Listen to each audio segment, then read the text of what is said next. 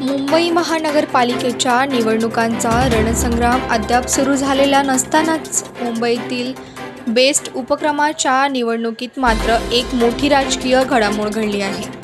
शिवसेना, उद्धव बाळासाहेब ठाकरे आणि महाराष्ट्र नवनिर्माण सेनेने मनसे युतीकरता बेस्ट कामगार पतपेढींची निवडणूक एकत्र लढवण्याचा निर्णय घेतला आहे। या युतीला स्थानिक स्वराज्य संस्था आणि मुंबई महापालिका निवडणुकीच्या दृष्टीने वेगळे महत्त्व प्राप्त झाले आहे। बेस्ट उपक्रमाच्या कामगार पतपेढींची निवडणूक येत्या 18 ऑगस्ट रोजी पार पडणार आहे।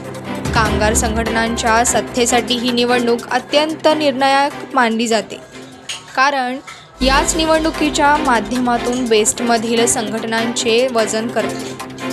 त्यामुळे शिवसेना, ठाकरे गट आणि मनसे या दोघांनी एकत्र येत निवडणूक लढवण्याचा निर्णय घेतल्याने या निवडणुकीचे राजकीय परिणाम वाढले आहेत।